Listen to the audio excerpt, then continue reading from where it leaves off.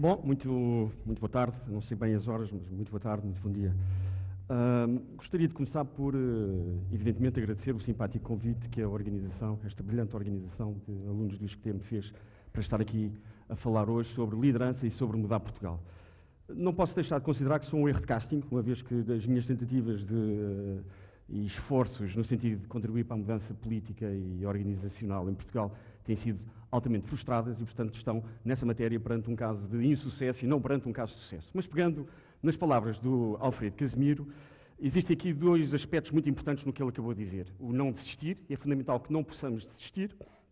Um terceiro aspecto muito importante é o tema da integridade, e no fundo tem sido a grande ausência de integridade na governação em Portugal que tem feito com que nós sejamos obrigados a fazer a última pergunta, que é indesejável: que raio aconteceu? Que raio aconteceu em Portugal? E no fundo estamos hoje perante situações absolutamente inesperadas face àquilo que era suposto Portugal ser hoje. De qualquer forma, pediu uma organização para falar também sobre liderança, enquadrar o tema da liderança no tema da mudança de Portugal. Eu diria que é fundamental nós percebermos, à partida, a distinção entre líderes e dirigentes. E essa distinção far-se-á, essencialmente, da minha perspectiva, no modo como a autoridade é exercida. Um líder exerce autoridade por atração. A autoridade do líder é facilmente reconhecida. Enquanto um dirigente precisa de impor essa autoridade. E muitas vezes essa autoridade é imposta através do receio e do medo. Há uma história engraçada que se passa em 1940, numa cimeira entre os Estados Unidos, a Europa e a Rússia, onde o então ministro dos Negócios Estrangeiros russo, o Sr. Molotov, necessitou pedir indicações ao general Stalin sobre o modo como iria conduzir o resto das negociações com a Europa e com os Estados Unidos. E, a dada altura, necessitou de fazer um telefonema transatlântico, algo complicado ao tempo, a que assistiram ao longe vários jornalistas. E os jornalistas, no fundo, assistiram a uma recorrente concordância do ministro Molotov àquilo que do lado de lá o general Stalin lhe ia dizendo. E, no fundo, esta concordância era facilmente perceptível porque havia sempre um sobrecarregado, sim, com certeza, Sr. General, evidentemente, Sr. General. E esta tendência, ou esta forma de responder a Stalin foi apenas e só interrompida uma vez com um redondo não. Não, nem pensar nisso, Sr. General. Evidentemente que não.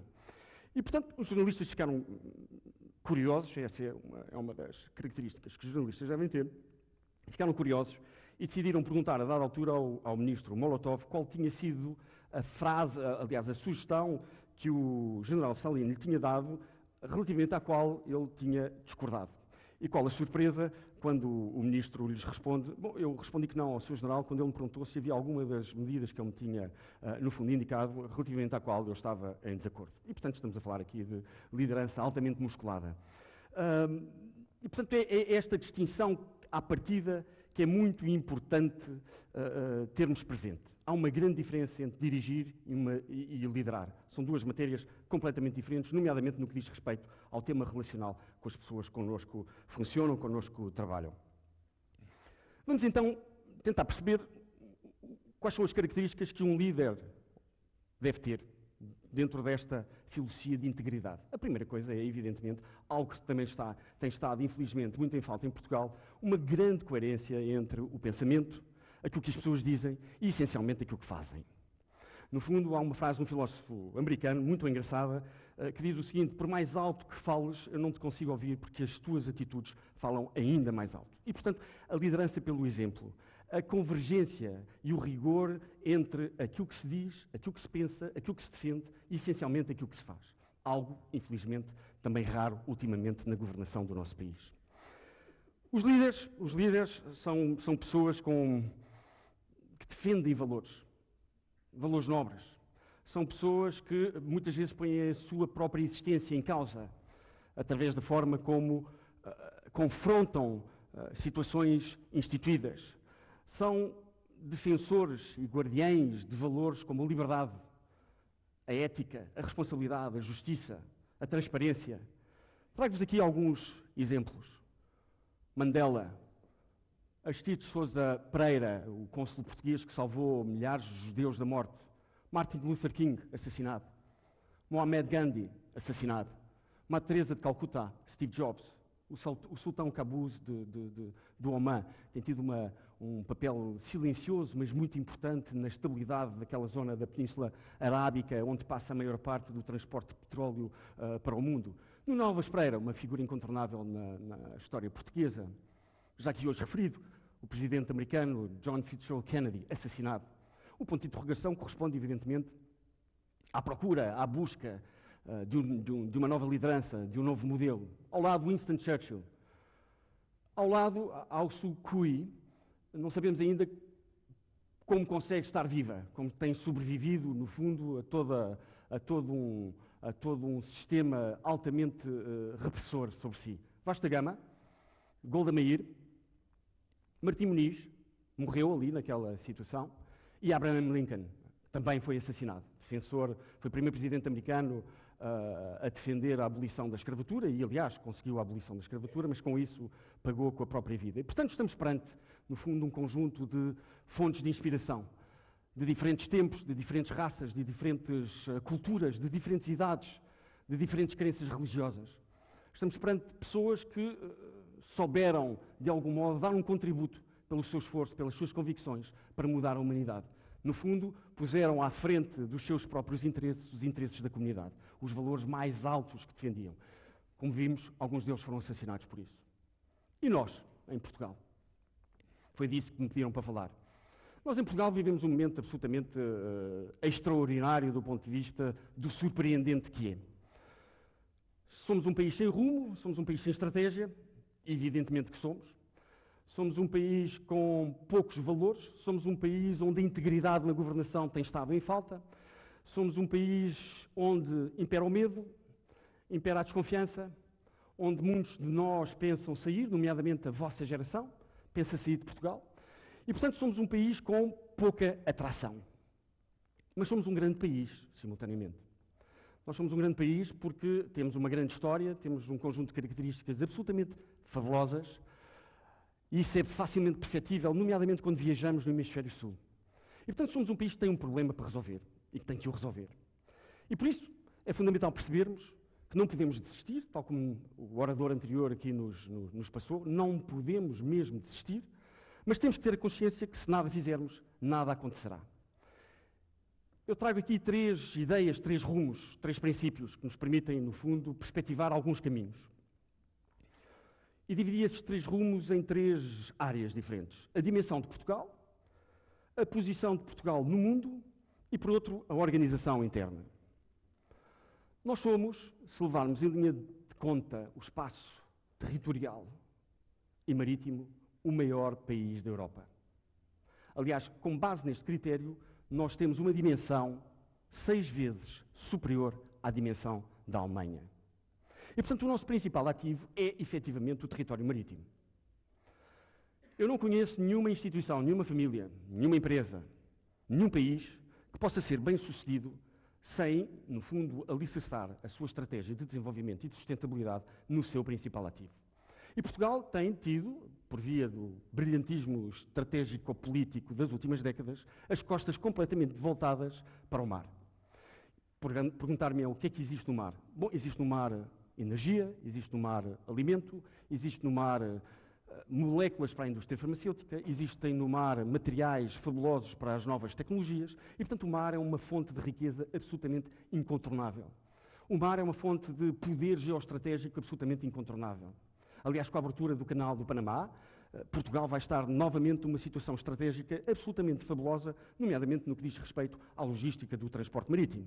E, portanto, não podemos continuar, no fundo, a negligenciar o nosso principal ativo. E, portanto, há uma dimensão em Portugal extremamente importante, esquecida, que vai dar muito trabalho, que envolve muito esforço, que envolve muita convergência de empresas, universidades, centros de investigação, empreendedores, mas é uma dimensão que não pode ser esquecida e tem que ser, evidentemente, aproveitada.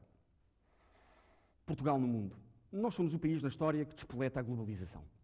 E isso é facilmente perceptível, já o disse aqui, quando viajamos no Hemisfério Sul.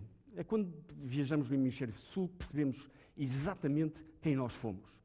E percebemos ainda a forma como aquilo que nós fomos nos permite ainda hoje ser reconhecidos como tal, no Hemisfério Sul. E temos aqui 2 legados fundamentais. Um é a língua portuguesa. A língua portuguesa é a língua mais falada no Hemisfério Sul. é falada por mais de 250 milhões de pessoas no mundo inteiro. Ela é o principal veículo da nossa cultura, de uma cultura que não é só nossa, é uma cultura lusófona. Ela é o principal veículo promotor de um conjunto de valores. E, portanto, preservar a língua portuguesa é incontornável numa estratégia de sustentabilidade do país. E, portanto, esta moda de passarmos todos a falar inglês é uma moda que eu tenho combatido, apesar de falar tão bem inglês quanto português. É uma moda que eu tenho combatido porque não podemos negligenciar a nossa língua. É uma moda que eu tenho combatido, mais uma vez, de forma pouco bem sucedida. Nós necessitamos todos falar inglês, evidentemente, passou a ser a língua internacional, e passou a ser a língua internacional, nomeadamente nos negócios. Não podemos com isso negligenciar a nossa, não podemos com isso esquecer que o português é um veículo fundamental, a língua portuguesa é um veículo fundamental de desenvolvimento e de economia. Um segundo aspecto é o facto de existirem no mundo 21 monumentos de origem portuguesa classificados como Património Mundial pela Unesco. Esses monumentos encontram-se em países como o Irão, a Malásia, o Omã, em Angola, Cabo Verde, no Ghana, na Etiópia, em Marrocos, em Moçambique, no Quénia, na Tanzânia, no Bahrein, na China, no Uruguai e na Índia. Não se encontra nenhum ainda na Lua. Contudo, se tivéssemos sido nós a ir à Lua, certamente teríamos deixado algo mais que uma mera pegada. Bom, e relativamente à nossa organização interna, é fundamental perceber que na nossa organização interna precisamos, de facto, ter uma visão daquilo que queremos ser. Portugal não sabe o que é que quer ser. Portugal tem, de algum modo, permitido que andemos todos a brincar aos países. Não temos uma visão do que é que queremos ser. Não sabemos o sítio que queremos atingir. Não sabemos que ambição temos para Portugal. E enquanto não tivermos perfeitamente definido um objetivo, é muito complicado unir a equipa à volta desse objetivo. E, portanto, é fundamental definir esse objetivo, essa visão de Portugal, porque aí é muito mais fácil pedir a todos o esforço. Aí é muito mais fácil que todos se congreguem à volta de um conjunto de ideias e um conjunto de visões. O sistema político. O sistema político é inqualificável em Portugal. Eu não quero pronunciar muito sobre ele, mas há uma total ausência de integridade no sistema político português.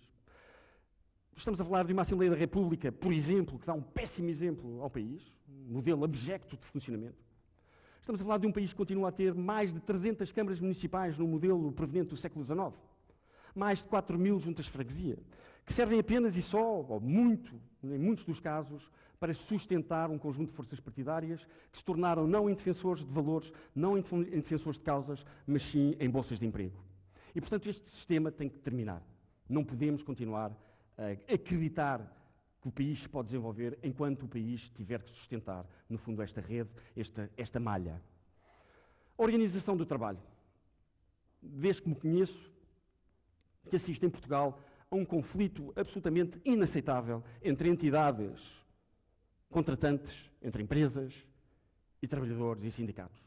É impossível desenvolvermos o país, é impossível termos os tais índices de produtividade que eram aqui hoje mencionados de manhã, enquanto não tivermos a capacidade de resolver este problema de uma vez por todas. E, portanto, é fundamental introduzir em qualquer uma destas áreas sistemas muito mais meritocráticos. É fundamental encontrar modelos de organização do trabalho e de partilha dos recursos muito mais equitativos, nomeadamente entre o recurso capital, o recurso management e o recurso mão de obra, trabalhadores. Enquanto não atingirmos esse patamar, enquanto não formos capazes de inovar, enquanto não formos capazes, no fundo, romper com práticas absolutamente ineficazes, que já estão mais que demonstradas que são ineficazes, não seremos capazes de dar o salto. Bom, eu vou, para terminar, ler-vos um pequeno trecho da última página de um livro a que chamei Mudar Portugal e que escrevi, ou que acabei de escrever, em setembro de 2006.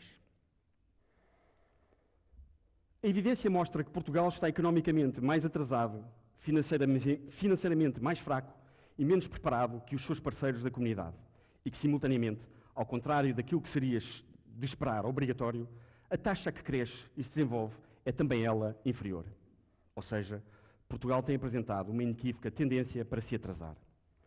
Por outro lado, o Estado português aumenta gradualmente a sua dívida, mantendo a tendência despesista e pouco eficiente na gestão dos dinheiros públicos. O Estado em Portugal usa o dinheiro que as empresas e os particulares pagam em contribuições e impostos de modo muito pouco sensato e não sendo esse montante suficiente para alimentar a sua estrutura, recorre a endividamento. Tudo isto assenta numa lógica de desresponsabilização e contraria o princípio bem enraizado na cultura portuguesa de passar riqueza para as gerações seguintes. Expliquei neste manifesto que um dos fatores centrais e promotores desta ineficiência assenta na forma como o sistema político-partidário integra e influencia a estrutura do Estado e da administração pública. Este aspecto está também intrinsecamente ligado à forma menos democrática do nosso sistema eleitoral, que promove a relação entre dirigentes partidários e eleitos em detrimento da relação entre eleitos e eleitores. Temos vivido naquilo a que posso chamar de validação democrática de uma ditadura partidária. Eu julgo que chegou o tempo de dizer basta, chega. Muito boa tarde.